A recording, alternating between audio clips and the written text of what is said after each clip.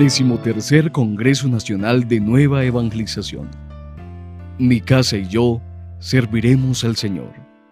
Diócesis de Sonsón, Río Negro. Agosto 12 al 15. Mi casa y yo serviremos al Señor. Mi casa y yo serviremos. Ustedes todos, una gratitud por haber peregrinado hasta acá al encuentro al 13º Congreso Nacional de Nueva Evangelización. Es una peregrinación porque hemos venido a encontrarnos con el Señor y con la iglesia, con los hermanos. Entonces, ha sido una peregrinación que de por sí ya significa para todos mucha gracia y bendición. Así que estamos muy contentos de haber podido estar, de haber podido llegar y de disfrutar de este hermoso acontecimiento que va por el soplo del Espíritu indudablemente. Y justamente hablando del soplo del Espíritu, vamos a abordar un tema que es bien interesante y que a veces necesita también que se diga algo sobre este tema. Creo que por eso los organizadores lo pusieron, en la relación del cine con los movimientos y los grupos apostólicos. Voy primero a referirme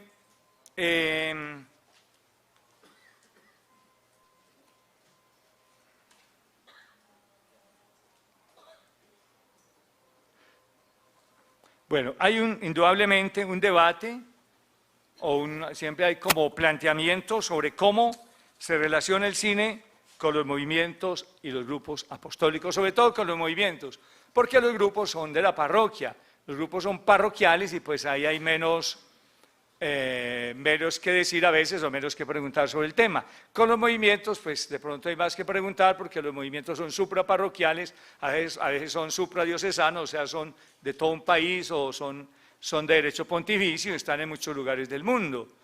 Entonces, muy interesante. Lo primero que debo decir para que, digamos, vayamos teniendo claridades es que el cine no es un movimiento, porque a veces se ve el cine como un movimiento más que entra a formar parte del grupo de los movimientos de la parroquia. Y entonces vienen los celos o a veces... El cine no es un movimiento, es un diseño, un plan pastoral que una parroquia o una diócesis asumen para poder precisamente ir respondiendo a los retos de la misión y la pastoral en los momentos presentes.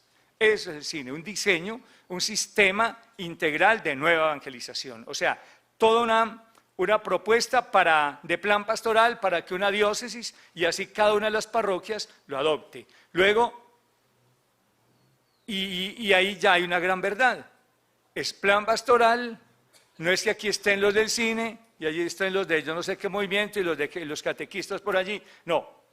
Y ahí ya hay una gran verdad, el cine es para todos los 15.000 habitantes de la parroquia. Estén en movimientos o no estén en movimientos. Los alejados, Monseñor Rigoberto ayer nos lo planteaba, también Monseñor Luis José, los alejados, los cercanos y los de otras confesiones. Es para todos. Es para todo el mundo. Si una parroquia tiene los 15.000 habitantes, pues a esos 15.000 debe estar proyectado el cine.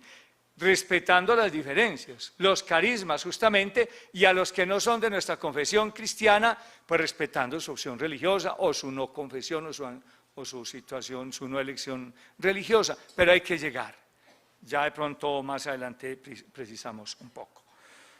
El cine tiene, lógicamente, y lo tiene que tener, porque si es un plan pastoral y no lo tiene claro, pues tendría ya un vacío, una ausencia muy importante, muy grave. Tiene claro... tiene conceptualmente una claridad y también operativamente sobre la acogida y acompañamiento de los movimientos en la parroquia, y sobre eso hay buenas experiencias. Una vez en Cali, en un congreso, en una jornada de nueva evangelización que me invitaron cuando estaba en la red, una pareja se me acercó, somos del Camino Neocatecumenal y estamos en el cine, ¿no? También encontré en Pereira parejas que están en el equipo de Nuestra Señora y están en el cine y son felices en el cine, ¿no? Entonces, aquí hay una gran verdad. Si el cine excluyera movimientos y grupos, ya estaría descalificado. Pero al revés, si un movimiento y un grupo se autoexcluye del plan pastoral de la parroquia, eso lo descalifica el movimiento también y el grupo. Va perdiendo eclesialidad. Y eso es lo que quiero ante todo insistir justamente en la primera parte de esta intervención. Pero antes, otro presupuesto. Y es que la evangelización,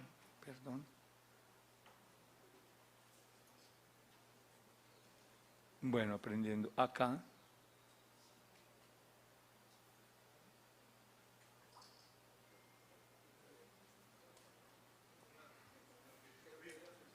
Bueno, gracias. Quiero devolver la diapositiva y ya, para que miremos.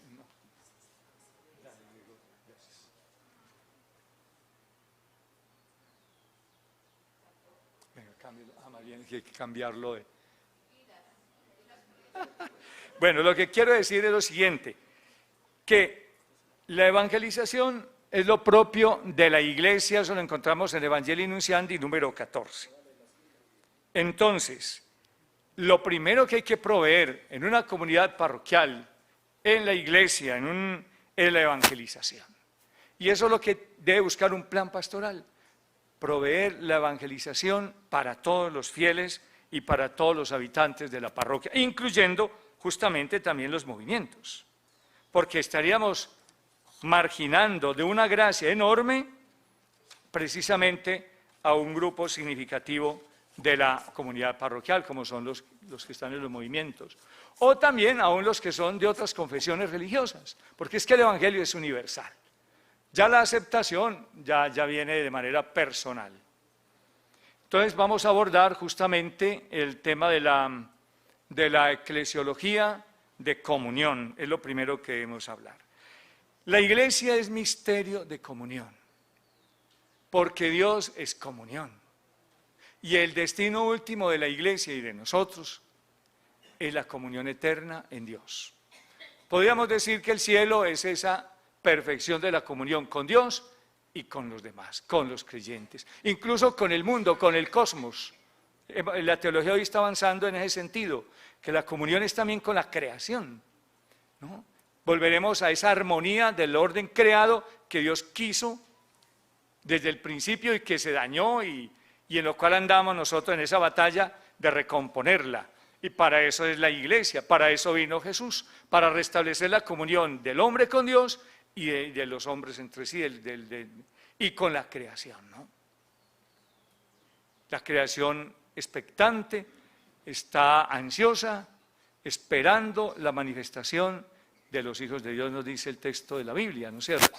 La misma creación está expectante, esperando que los hijos de Dios se manifiesten con su talante de hijos de Dios y hagan de la creación algo maravilloso también. Entonces, importantísimo entender que lo fundamental en la iglesia es la comunión. Y la comunión, lógicamente, el amor, ¿no? La mejor expresión de la comunión es el amor, o el amor requiere la comunión, el estar en el otro, ¿no? Como el Padre está en el Hijo por la obra del Espíritu Santo. Sabemos justamente que desde Pentecostés, eso que Jesús había querido en sus discípulos, en el nuevo pueblo de Dios, la iglesia, se actualizó gracias a la efusión del Espíritu Santo. Antes estaba, digamos, deseado por Jesús, mandado y ya cimentado, pero faltaba que el Espíritu Santo actuara, actualizara esa comunión de nosotros, de los discípulos, con Dios, en Jesús, por los méritos de Jesús, por el testimonio de Jesús. Entonces, en la comunión, dice el Vaticano II, define, o para el Vaticano II, la comunión define el mismo misterio de la Iglesia. También esta idea central de la eclesiología la recoge el Papa San Juan Pablo II en Christi Fideles Laici número 19. La vocación de todos, del Santo Padre y del último bautizado, es la comunión en Cristo, con Dios, con los demás, con el mundo, con el cosmos. La vocación fundamental de todo bautizado y de todo creyente en todo momento de su vida, de tal manera que si en la vida, por situaciones, lógicamente en la evolución de nuestro caminar cristiano, nos dan alguna responsabilidad, algún ministerio ordenado o laical, si ese ministerio, nuestro servicio en ese ministerio no contribuye a la comunión, entonces está desvirtuado. Esta comunión tiene lugar de manera especial en la palabra, bajo la luz de la palabra y bajo la gracia de los sacramentos. El bautismo es la fuente, ¿no? Es la fuente. Y la Eucaristía es el culmen. El bautismo es la fuente primaria, fundamental, de esa experiencia, de esa gracia de la comunión. Y la Eucaristía es el culmen y la fuente cotidiana que nos va renovando, va avivando, va manteniendo vigente en el tiempo esa comunión plena con Dios y con la Iglesia. Por eso la Eucaristía es tan importante, ¿no? Como rito, como memorial, aunque alguien se duerma en la Eucaristía, pero tiene la voluntad precisamente, va a la Eucaristía porque quiere encontrarse con Dios y con la Iglesia.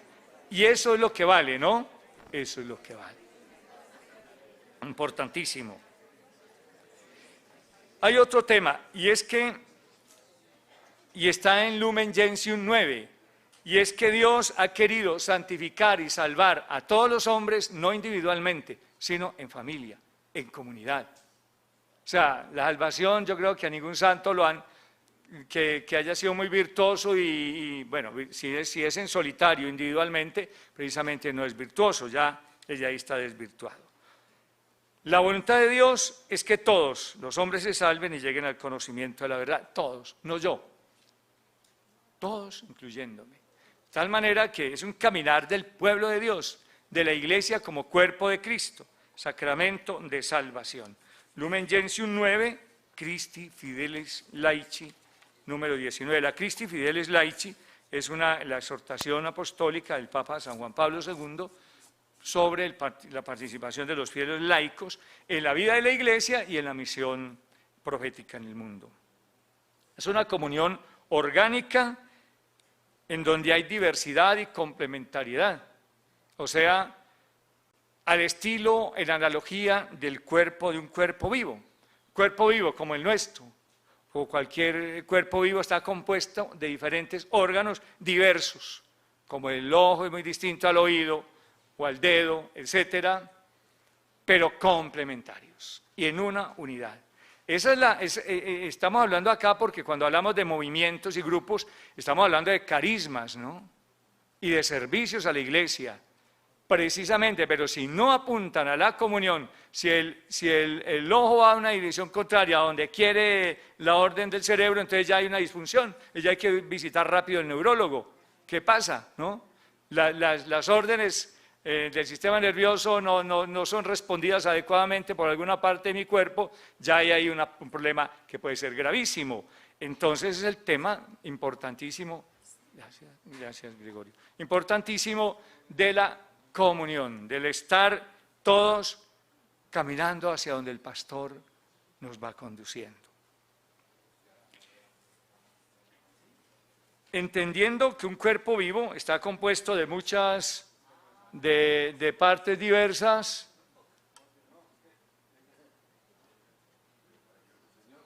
Señor, acá.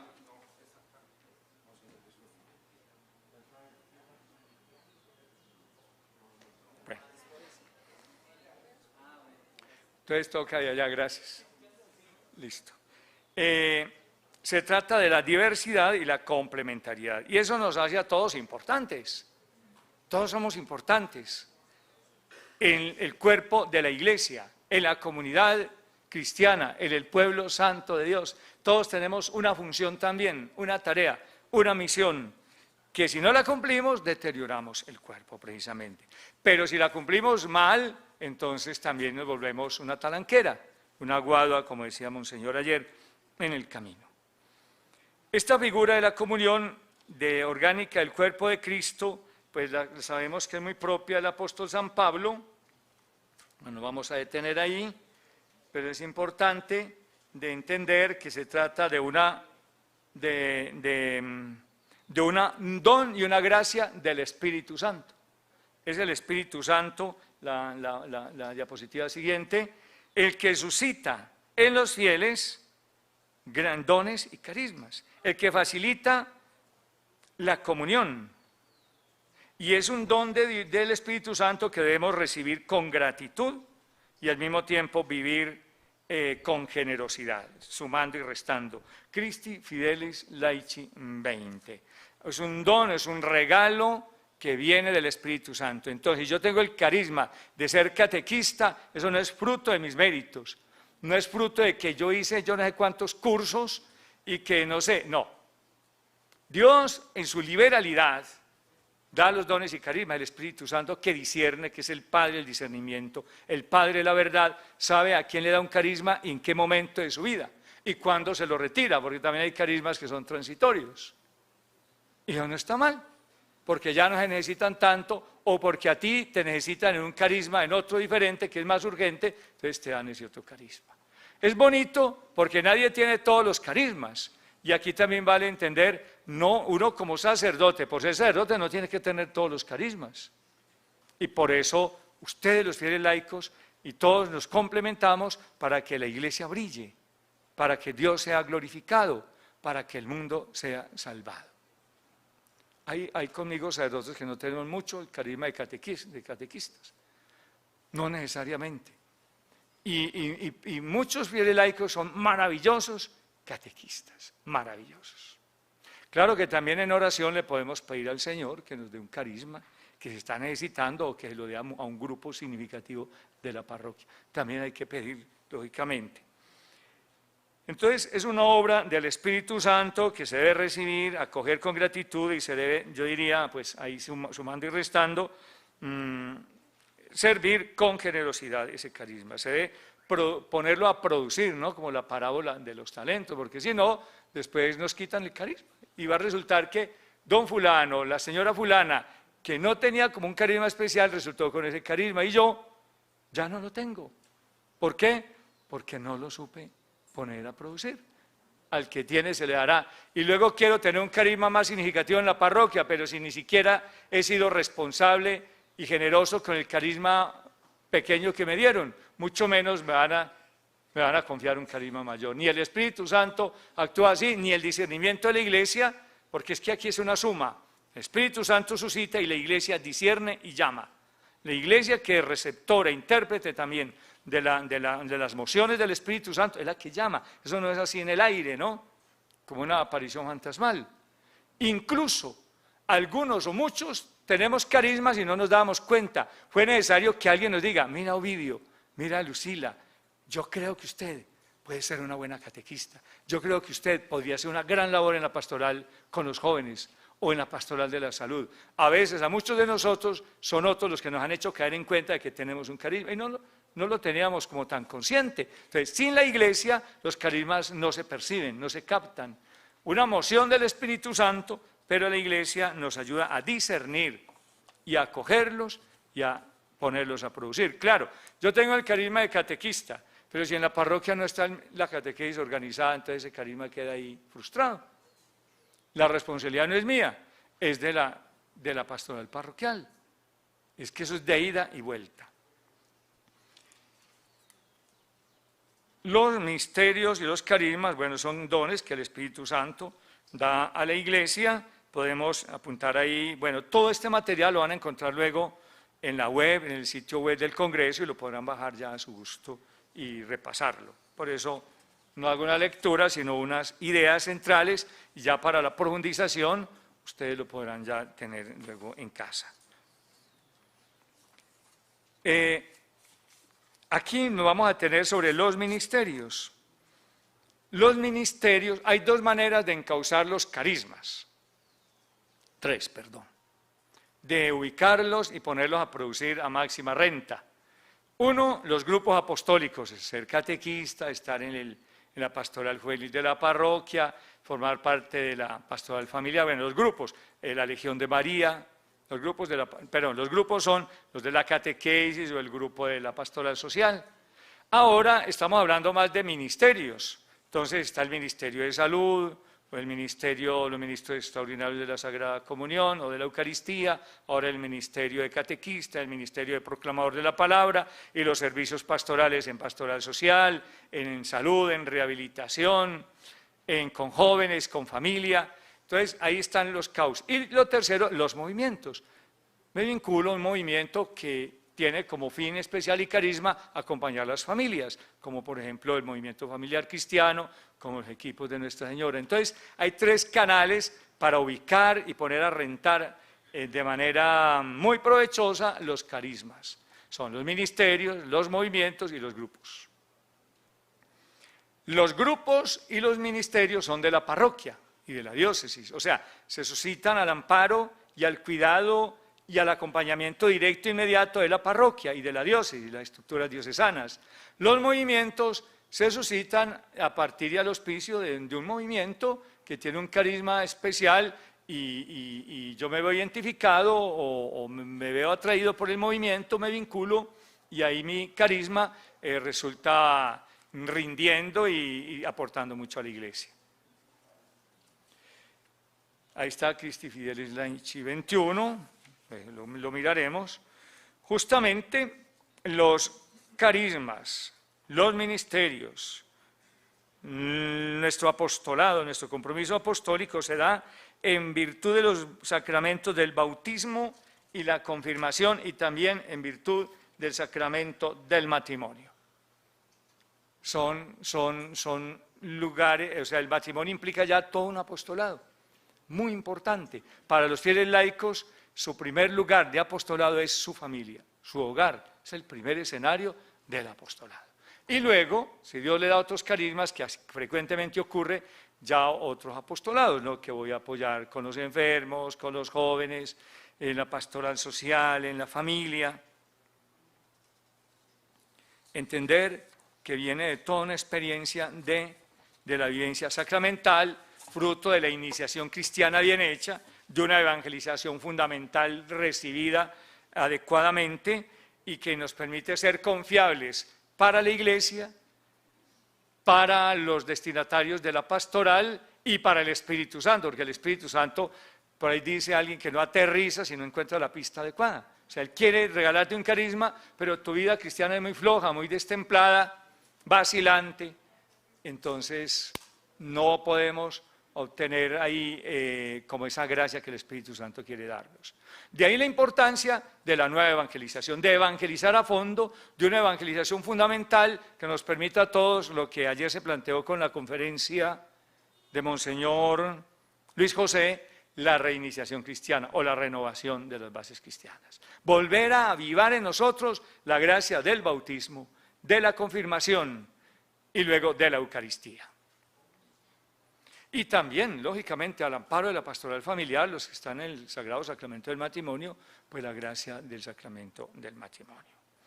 La Evangelii Nunciandi nos recuerda que el campo propio de la actividad evangelizadora de los laicos, el propio, es el complejo, dilatado y complejo mundo de la política, de la realidad social, de la economía, así como también de la cultura, la ciencia, las artes, la vida internacional, los órganos de comunicación social y todas las realidades particularmente abiertas a la evangelización como el amor, la familia, la educación de los niños y de los adolescentes, el trabajo profesional, el sufrimiento. O sea, el primer lugar y el campo propio de los laicos es el mundo abierto como es, con todas las potencialidades, fortalezas y debilidades que tiene, los retos y las riquezas. El de nosotros, los ministros ordenados, es un campo más específico adentro de la iglesia, ¿no? El servicio sacramental, la predicación de la palabra, la consejería espiritual, la orientación de las conciencias de los creyentes. O sea, lo nuestro como ministros ordenados es más al interior. Pero los laicos, ustedes que están, los fieles laicos están en el mundo, entonces allí en el lugar de trabajo, en la familia, en el vecindario, en la empresa, en la academia, en el colegio, en el comercio, en la técnica, en la ciencia, en las artes, porque ahí viven los laicos. Es el mundo. Entonces, primeramente, deben ahí ser fermento en la masa, luz del mundo y sal de la tierra. Porque cotidianamente ustedes están ahí. No es que nosotros no podamos ir a un colegio, a una charla, a una universidad, a una jornada o muchas jornadas con la rama judicial, con el mundo del comercio, de la empresa. Claro, pero nosotros vamos por momentos, por épocas, pero los que están cotidianamente son los laicos. en esos lugares, en esos espacios. Entonces, indudablemente son los que más pueden hacer presencia evangelizadora y por lo tanto sanadora y salvadora. En todo como lo dice ahí muy bien la Evangelii Nunciandi, en el número 70, el dilatado y complejo mundo de toda esta realidad. Dilatado es ancho como el mundo y complejo también, lógicamente. Una palabra sobre los carismas en la diapositiva siguiente.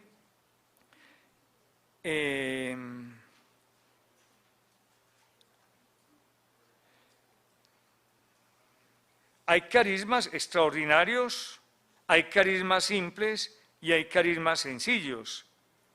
Todos los suscita el Espíritu Santo y tienen todos directa o indirectamente una utilidad eclesial.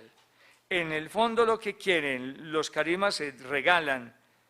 Ahora lo que le da el bautismo como esencialmente es la capacidad de reconocer a Jesús como Salvador, como Señor y de adherir a Jesucristo y de acoger el don del Espíritu y vivir la fe en una comunidad eclesial. Eso es suficiente para nuestra salvación. Pero además nos va dando el Espíritu Santo esas habilidades especiales, ¿para qué? Para edificar la iglesia, para embellecer la iglesia, para servir precisamente al bien de la iglesia y al bien del mundo entero. No solo de la iglesia, sino del mundo entero.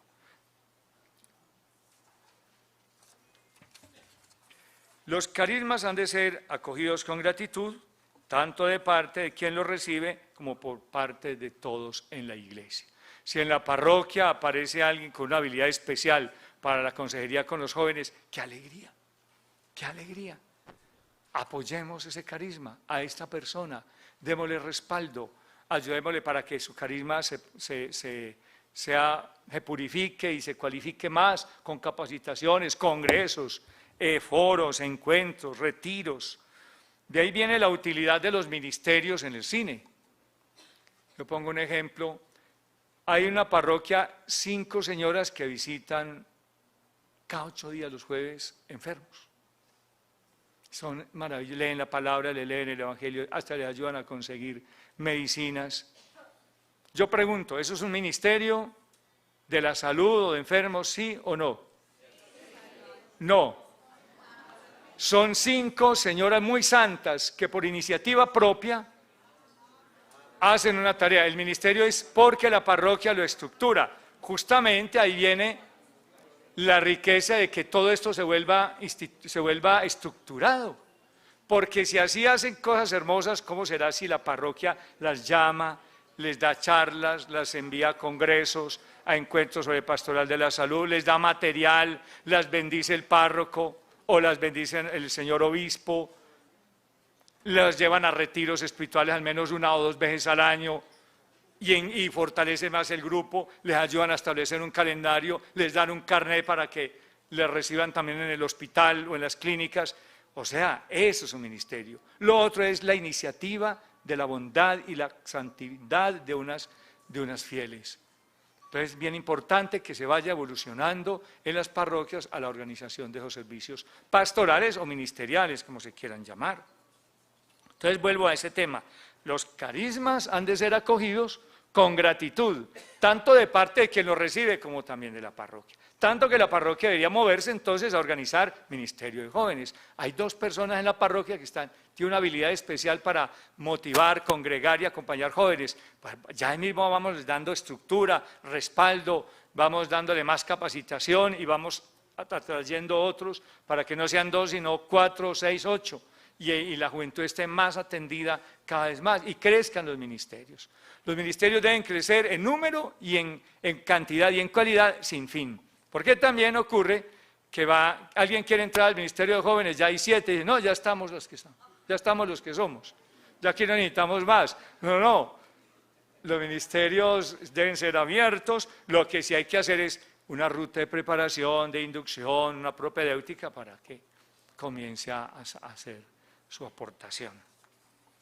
La parroquia es el lugar normal. Por aquí hay una definición de parroquia, expresión más visible, ahí está, pero así en 2 palabras, expresión más visible e inmediata de la comunidón. Venimos hablando de la comunión. La parroquia es la expresión más visible e inmediata de la comunión, porque la comunión es de la iglesia diocesana, pero se hace más visible y cotidiana en la parroquia. Por eso la importancia de tener una parroquia. A veces la gente dice, ay, monseñor, ¿cuándo nos hace una parroquia? Es que nosotros nos queda, ya está muy grande esta, y para ir allá, aquí ya somos como 10.000 o 15.000 habitantes, qué bueno tener una parroquia y un párroco, que lo tengamos ahí pendiente de nosotros, y ese es el celo y el deseo de todos nosotros, y seguimos cultivando las vocaciones y fortaleciendo nuestras casas de formación sacerdotal. Qué bonito, la parroquia es la expresión más visible e inmediata de la comunión. ¿Dónde uno se siente arropado, cuidado, conducido por la iglesia? En su parroquia. Allá le llaman, allá le organizan el novenario, allá lo visitan. Una parroquia pues viva, porque hay parroquias que no se manifiestan y pasan los días como si no existiera uno. Pero precisamente ahí está la importancia de que las parroquias sean muy participativas. O sea que el compromiso apostólico se vive en la parroquia, concretamente. Eso tiene nombre propio. ¿Usted dónde es catequista? Ah, por ahí. ¿Por ahí? Ya nace la duda, ¿por ahí? ¿Cómo que por ahí? Sí, yo doy catequesis donde me invitan. Pues sí, muy valioso, pero mientras no esté como anclado en una parroquia, su trabajo se puede perder mucho. Porque después, ¿quién le verifica ese trabajo? A estos que ustedes se van siendo formados, ¿quién los va a coger, los va a arropar con los sacramentos, con la formación integral? De ahí que muy importante que es que tengamos la parroquia como esa instancia primera y cercana y muy importante para la vida de la fe. Son en él los pastores. Sin la parroquia y sin el compromiso apostólico en la parroquia, los pastores de la iglesia no alcanzarían con su pastoral plena eficacia. O sea, tiene una eficacia la labor de un sacerdote en una parroquia, pero solo él.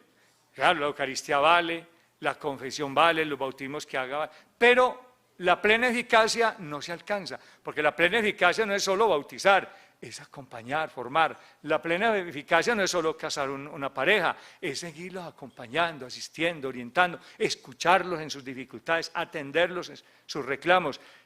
Pero si el párroco es solo, entonces él mismo da los cursillos prematrimoniales y todo, o sea, se va quedando su acción pastoral limitada. No es que no tenga validez, sino que queda limitada, no alcanza lo que ahí se dice, plena, abajo está la palabra, plena eficacia. Se necesita entonces, no solo por necesidad, sino por una esencia del bautizado. Todo discípulo debe ser también misionero. Mientras no sea misionero, su condición de discípulo queda mocha, decimos, queda también sin plena eficacia, queda limitada. El misionero también se planifica como discípulo, perdón, el discípulo se planifica como misionero cuando se planifica el discípulo cuando logra ser misionero, cuando hace apostolado. Entonces no es un tema de necesidad práctica. No, es que yo no soy capaz, yo como sacerdote, párroco, no alcanzo, entonces necesito llamar. No es una necesidad, es un deber. Yo diría, no es un deber de los laicos hacer apostolado, es un derecho. ¿Por qué? Porque mientras el laico no haga apostolado, está todavía en cuota inicial. O sea, no logra entender el misterio de la iglesia y de la fe en Cristo hasta que no sea también misionero.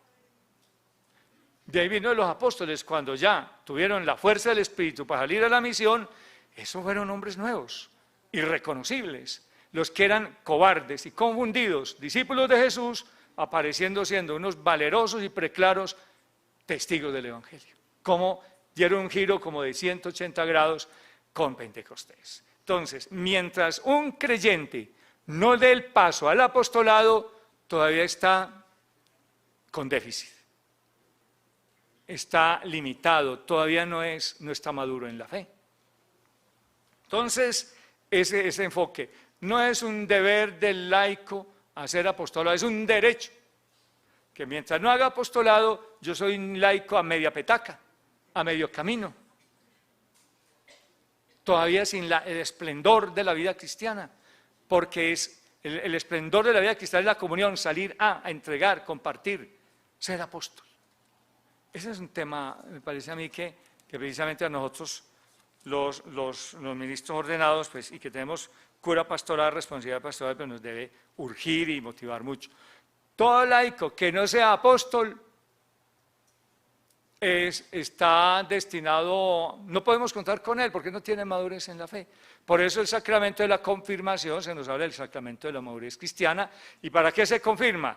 Se confirma en el Espíritu Santo para que ya tenga dos cosas. Se le dan carismas para servir mejor a la iglesia y el mundo. Y dos, para que tenga capacidad de un apostolado testimonial en la iglesia y en el mundo. Y si no, pues se queda con el don de la gracia bautismal. No habría necesidad de confirmación. O sea, sacramento, el don de la confirmación en el Espíritu Santo no es para guardarlo en el bolsillo o en la gaveta. Es justamente para que dé frutos pastorales, apostólicos. Por eso el tema de la edad también en la confirmación está buscando que sean ya personas con capacidad de asumir ya apostolados en la iglesia. Formas personales, formas de participación. Hay muchas formas de participación.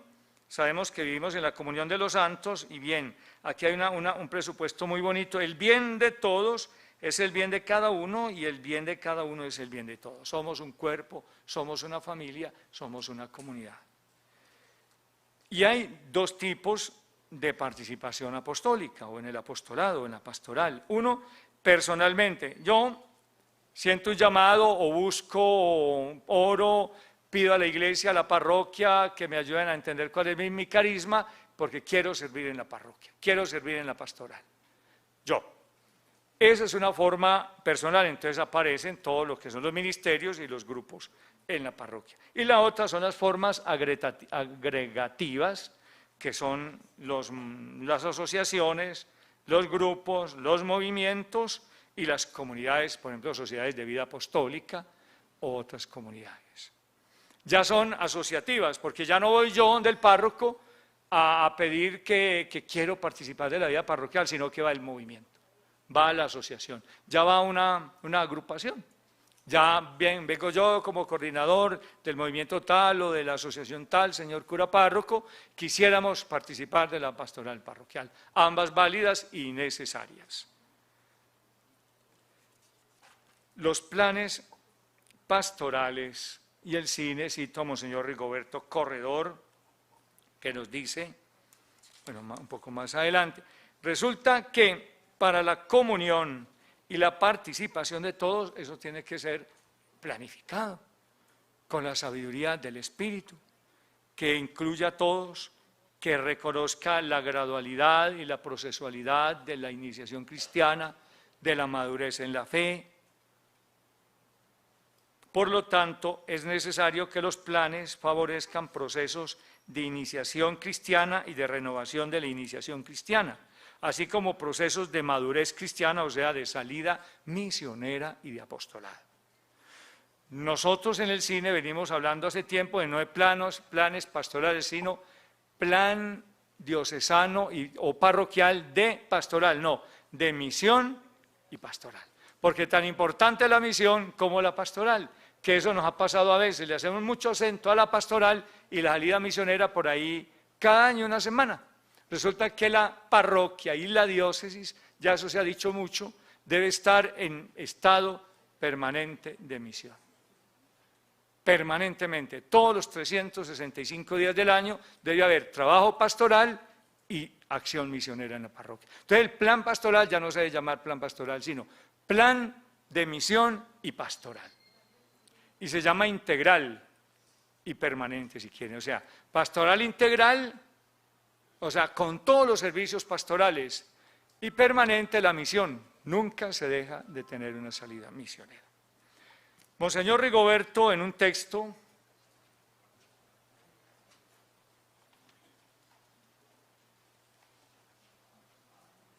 que lo pueden conseguir en la librería en Neiva, dio una conferencia llamada El cine, proceso integrador de pastorales y movimientos en la comunidad parroquial. Este está en venta en la librería, como 3.000 o 4.000 pesos. Ahí, entonces yo citando esta conferencia, dice Monseñor Rigoberto que precisamente los obispos los sacerdotes, agentes de pastoral, en una búsqueda de planes. Vieron, se ha venido dando en América Latina, bueno, en la Iglesia Universal, una búsqueda de planes pastorales, métodos y sobre todo planes que vayan respondiendo a todas estas perspectivas de la vida de la Iglesia. Y dice él que justamente encontramos el cine, que sirve para tratar de dar una respuesta al catecumenado eclesial. El cine tiene, toda su primera parte es un catecumenado. Querigma y coinonía es un camino catecumenal. Es todo un catecumenado, o sea, un proceso de renovación. Allá lo vimos en la conferencia, ¿no?, de las bases cristianas. Entonces, importantísimo haber encontrado un plan pastoral. Eso es lo que le agradecemos al padre Navarro. Pero el padre Navarro dice, yo no he hecho nada, cogí Puebla, cogí Santo Domingo, cogí el Vaticano II, cogí experiencias de los cursillos de cristiandad, del camino del catecumenado de la Iglesia, de la renovación carismática católica y de las comunidades eclesiales de base, los movimientos bíblicos, y él dijo, cada uno está respondiendo a un pedazo de la torta, necesitamos un plan que responda a todo. Entonces hizo un ensamble y resultó el cine. Por eso el cine no es un movimiento, es un diseño, un plan pastoral para que toda la parroquia se mueva. No es un movimiento el cine, es la parroquia el movimiento, ya lo hemos dicho. Dice Monseñor, dice, el cine sirve para iniciar y acompañar a los fieles en el encuentro con Cristo y en su seguimiento personal y comunitario en el seno de la comunidad eclesial. Qué bonito eso. Saber que el proceso que yo estoy haciendo lo hago arropado por toda la Iglesia, concretamente por mi diócesis y en la cotidianidad por mi parroquia. Por eso es muy triste andar sin parroquia y sin iglesia. Imposible, eso causa yo creo que una esquizofrenia y al final enferma el alma y el cuerpo y el corazón. O sea, la iglesia es una maravilla. ¿Qué tal si no la tuviéramos? Porque la iglesia es vea, aquí está la iglesia. Aquí está la iglesia, no falta nada. Que hay un acontecimiento de pleno de la iglesia, ¿no? Tenemos el obispo, diocesano, sacerdotes, religiosas, religiosos, carismas laicales, movimientos. Esa es la belleza. Si no estuviera la iglesia, seríamos como un ánima sola por ahí, con una intuición, con una sospecha de Dios, pero no con una realidad vivida y palpada. La iglesia es la que nos ayuda a palpar a Dios y su gracia. Continuamos, señor Rigoberto, nos aporta mucho el cine para la misión, la evangelización y la pastoral. En orden, la evangelización es primero, luego la misión y luego la pastoral. Es un camino de evangelización y pastoral. La arquitectura del cine nos ayuda bastante para unir todos los elementos y pasos de la misión de la Iglesia, para llegar a todos sin divisiones, ni separaciones, ni disgregaciones. Por eso cuando el cine como plan pastoral comienza a excluir a algunos o a negarle o a decir no, ya no es necesario evangelizar, ya está desvirtuándose. Nos sirve bastante la arquitectura del cine porque nos ayuda para unir todos los elementos y pasos de la misión de la Iglesia y para llegar a todos, sin divisiones, sin separaciones, sin disgregaciones y por eso es apto para todo el mundo. El cine es apto para las personas que no saben leer ni escribir. Perfecto. No necesitan leer ni escribir. No necesitan haber hecho un diplomado en... Los movimientos sí deben hacer una exigencia porque tienen un carisma específico y para ese carisma tienen que tener unos mínimos o una exigencia. Aquí no. Es un camino, es el del pueblo de Dios, mejor dicho. Es el del pueblo de Dios. Y si es el del pueblo de Dios, tiene que ser el camino de los movimientos también. Porque los movimientos son pueblo de Dios y lo viven desde un carisma, pero son pueblo de Dios. Y si no, sería una falta grave que el consejo parroquial diga, no, los del movimiento tal y de tal no necesitamos invitarlos al querigma ni nada. ¿Cómo que no? Ya los están separando. O al contrario, que diga alguien de un movimiento, no, nosotros necesitamos hacer el retiro de querigma, es que nosotros tenemos nuestros retiros. No, señor, es que ustedes tienen los retiros y los tienen que tener, porque por eso son movimiento. Pero es que este es el retiro de la iglesia, de la parroquia. Deben ir allá al proceso. Porque si no, entonces tenemos un plan que para unos sí y para otros no. Entonces ahí comenzamos a estropear, a golpear, a lesionar la eclesialidad, la comunión. Por eso inicié con el tema de la comunión. Aquí no, lo importante no es hacer tal o cual apostolado, con jóvenes, con niños, con la familia, no. Lo importante es que lo poco o mucho que haga sea para la comunión en el Señor y con la iglesia. Si lo que haga, por muy bonito que sea, muy ponderado que sea, no apunta a la comunión, eso ya de por sí está desvirtuado. Ese es el tema, el reto, tanto del plan pastoral de una parroquia, de una diócesis, como también la ubicación de los movimientos en el escenario parroquial y diocesano. El reto de ida y vuelta. También nos ayuda el cine porque nos da un equilibrio, nos ayuda a encontrar un equilibrio entre lo profético, lo sacerdotal y lo real.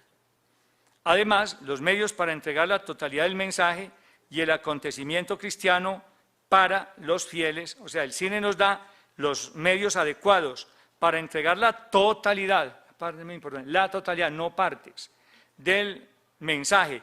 Y el acontecimiento cristiano, ¿a quiénes? A los fieles. Ayer Monseñor José lo hizo. Los fieles, los que están yendo a misa, los que están cercanos a la parroquia. Los alejados, los que van por ahí solo cuando hay unas exequias o un matrimonio familiar.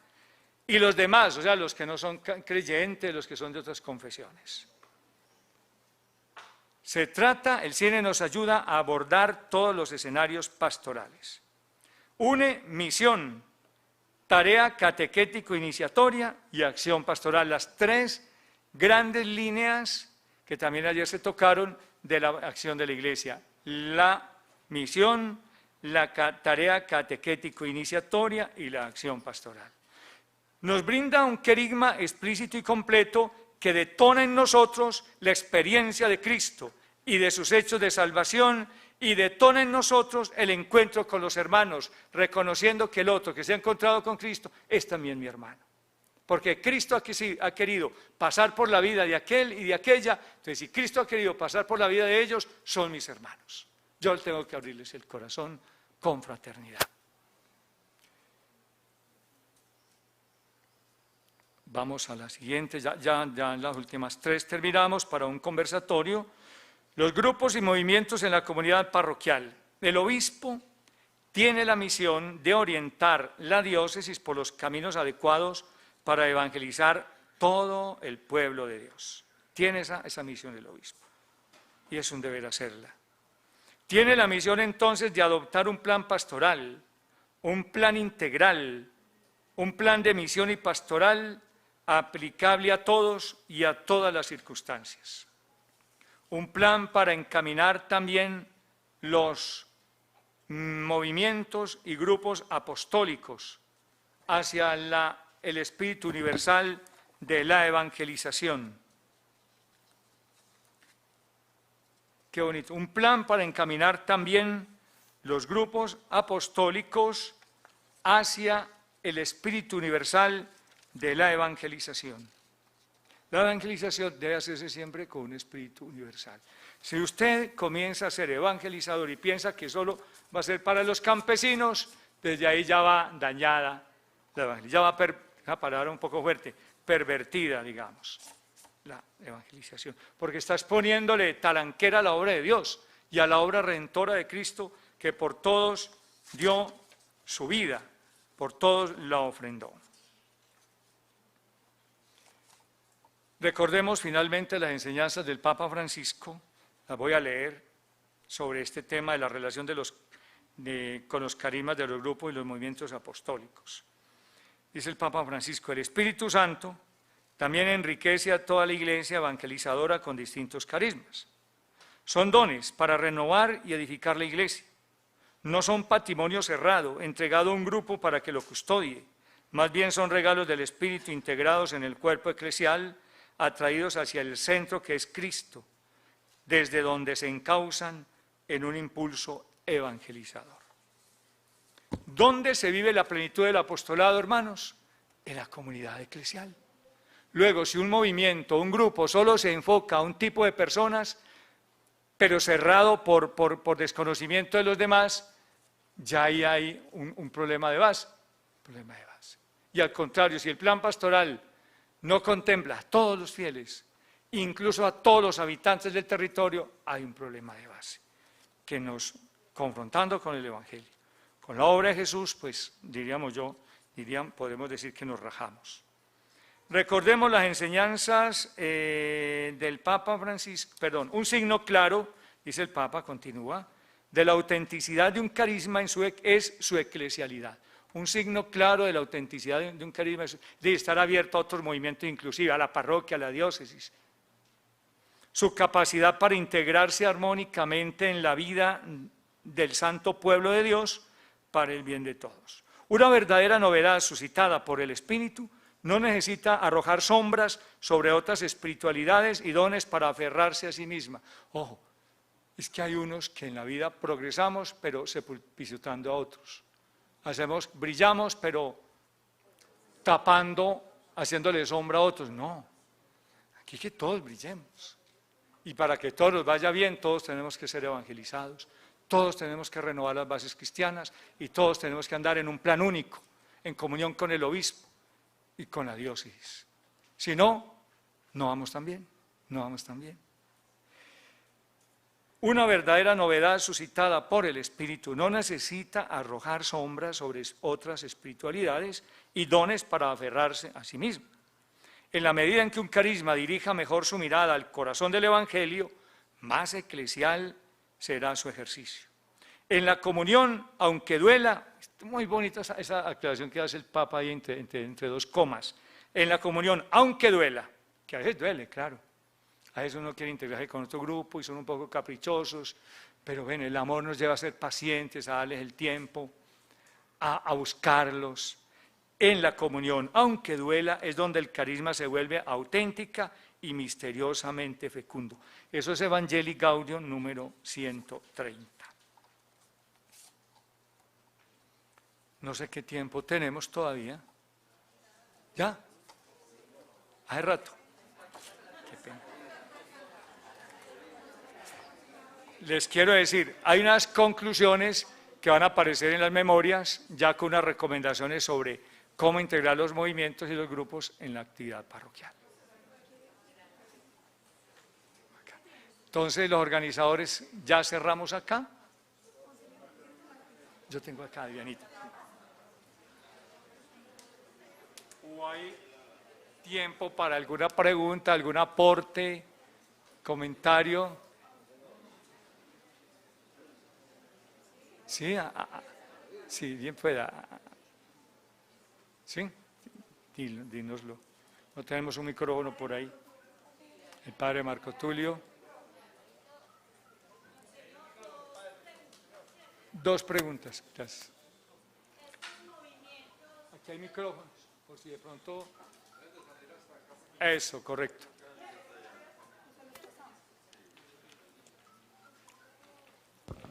Mientras nos hacen la pregunta, este libro también lo sacó la red, se llama Los movimientos y grupos apostólicos en el cine.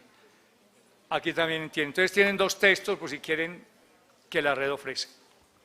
Este de las hojitas naranjadas y el de Monseñor Rigoberto. Buenas tardes. Monseñor, estos movimientos, cuando de pronto uno encuentra que tienen un signo claro de cisma, que es cismático con la iglesia, que a veces tienen un líder que inclusive se beneficia económicamente pues del movimiento y que se mueven tanto en el campo virtual que uno no logra pues asignarlos como a una parroquia específica. ¿Qué piensa la iglesia? ¿Qué ha hecho la iglesia? ¿O cómo nos debemos de mover nosotros desde el cine frente a eso? Porque hoy la virtualidad penetra nuestras comunidades desde lo cotidiano, en nuestras casas, sin necesidad pues de tenernos que congregar. ¿Sí me explico? Sí, claro. Bueno, y el otro caso es que inclusive ya tuve la experiencia, acogimos personas de un movimiento, pero ya traía como sus resabios, como decimos en Antioquia, muy difíciles de erradicar. Inclusive los llegamos a juntar con personas que era primera experiencia de fe, que realmente tuvieron un encuentro. Los otros ya traían algunos retiros, algunas formaciones, entonces fue imposible como ponerlos en un punto cero para uno hacer ese trabajo de catecumenado. Y antes, por el contrario, su necesidad como de seguir liderando, como lideraban en el movimiento, y tener el protagonismo como lo tenían en el movimiento, lo que hizo fue desbaratarnos las casas de reunión. Gracias. Bueno, Gloria, muchas gracias. Gloria es de la parroquia de la Niña María en Envigado. Muchas gracias. Entonces, no, es el cauce. Si hay algo de eso, se traslada la nota al párroco, al Consejo Parroquial de Pastoral, y ahí habrá un cauce también que puede ser diocesano, al señor obispo del Consejo Diocesano de Pastoral, y ya quienes deben entrarán en diálogo con la persona o las personas que están para hablar y aclarar y motivarlos y reconducirlos y al contrario atraerlos al proceso. De ahí la segunda pregunta, de ahí la importancia de que todos los que están en movimientos hagan el retiro de querigma tal como lo propone el cine. Porque si no se hace el retiro, justamente no se va a leer todo lo demás. O sea, un retiro no tal como lo hace el cine, olvidémonos del cine, tal como se debe hacer un retiro de evangelización fundamental, con querigma explícito y completo. Porque los movimientos, todos tenemos retiros y hay que hacerlos. Pero aquí el planteamiento es que todos tengamos, al menos una vez en la vida, la alegría, el regalo de poder gozar y participar y vivir un retiro de evangelización fundamental con retiro explícito, con querigma explícito y completo. Porque a veces, no, que es que yo ya hice un retiro allá, entonces supongamos que no. Humildemente lo digo, yo creo que es bueno. Es que es bueno, no hace daño. Incluso si ustedes han hecho retiros, muy bien, hagan uno más. No les va a hacer daño, al contrario, les va a hacer mucho bien. Porque el retiro de querigma es un retiro, como está planteado, muy concreto, muy directo y muy claro, y no se va por las ramas y no se enreda en cosas espectaculares y emocionales. El retiro de querigma no busca que nadie llore, ni que haya manifestaciones de nada. Es una confrontación con el Señor y la Iglesia que aquí me confrontan y mi vida, y me dan la oportunidad de renunciar al pecado, a las obras de Satanás y a los resentimientos, odios y rencores. Pero no solo eso, sino de encontrarme con la persona de Jesús y adherir a Él. Pero no solo eso, sino de reconocerlo como Señor. Y no solo eso, sino acoger la efusión del Espíritu Santo, que la recibí en el bautismo. Y como si fuera poco en la confirmación, pero que de pronto la tengo desgastada o hasta un poco contaminada. Entonces, ese retiro tan maravilloso debe ser para el 100% de los fieles de la parroquia. Incluso la bondad de las casas de reunión de querigma no es aprender. Se puede usar talleres de querigma, si quiere. Diálogos de San Juan, puede ser. Unos temas bíblicos, puede ser. No es necesario que tenga que haber talleres de querigma en la casa de preparación. Porque la casa de querigma es una propedéutica de los 14 o 20 o 30 que están ahí para el retiro. Lo importante no son los talleres de querigma, es el retiro. Entonces, 12 reuniones semanales para que vayan acostumbrándose a el encuentro semanal, a orar en comunidad, a leer. Hay unos que no saben, no conocen mucho la Biblia, para que cuando lleguen al retiro lleguen bien dispuestos. Por eso también no es bueno que a alguien se le encontró y al mes los llevemos a retiro, no. Es bueno unos 3, 4, 5, 6 meses de preparación para que el retiro precisamente se aproveche. Y también a estos hermanos sería bueno hacerles esa preparación, los de los movimientos, porque es que es el plan diocesano, no es el plan para un pedazo de la diócesis, es el plan diocesano. Al menos así está planteado. Padre Marco Tulio. Muchas gracias, Gloria. Gracias, Monseñor Ovidio. En mi parroquia el movimiento, todo el enlace del cine es muy importante y es la columna vertebral de la parroquia, con la participación activa de ellos en la liturgia, la catequesis y todas estas cosas. Pero el movimiento de Emaús ha sido todo un reto. Ellos se han metido en la tarea de que los retiros es una obra y un propósito del movimiento y no lo ven como un discernimiento del espíritu. Eso he logrado interpretar en todo el tiempo que he estado en esta parroquia. Y el proceso cine, que viene desde muchos años en esta comunidad, pues ha abarcado todos los espacios donde precisamente la parroquia debe estar. Lo que decía ahorita, la catequesis, la liturgia, las obras de caridad, las obras sociales. Pero ahí está el desafío, monseñor, o sea, me deja ese gran vacío porque los integrantes del movimiento de Emaús se les ha puesto todos los medios posibles para poderlos involucrar a un proceso que revidentemente deba dar frutos, pero no ha sido posible. Entonces, es mi desafío y mi gran reto en esta circunstancia. No sé si faltará alguna experiencia en Miami o alguna cosa, pues no sé. Yo aprovecho para hacer una puntualización más, y es que a los movimientos hay que irlos vinculando a los ministerios. Por ejemplo, al movimiento familiar cristiano lo vinculamos al ministerio de... No, hay que invitarlos porque tienen una riqueza que aportarle al ministerio de familia, y deberían porque es que son de la iglesia, para que enriquezcan el ministerio de familia. A los de Emaús habría que invitarlos al ministerio de liturgia. Liturgia es el que se encarga de todo, no solo lo celebrativo, sino todo lo espiritual, retiros, vigilias. Habría que invitarlos a que se vinculen al ministerio de liturgia. Sí, claro, no, si no hacen el proceso hay que tenerlos en cuenta.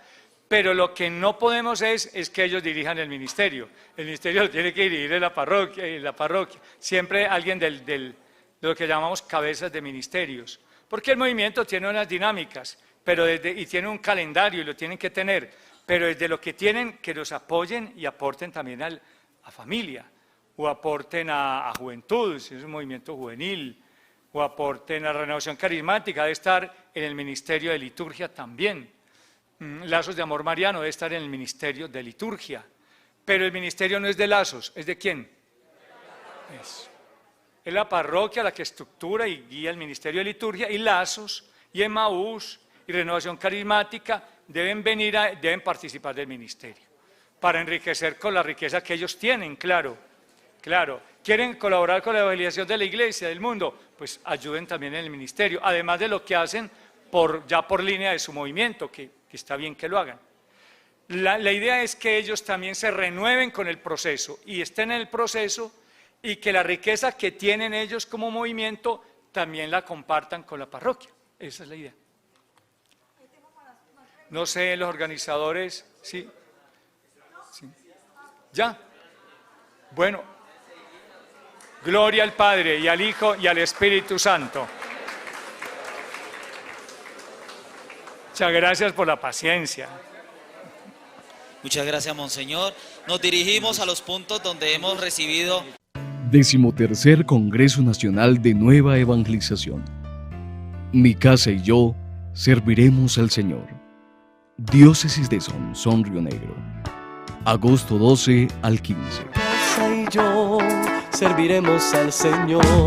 Mi casa y yo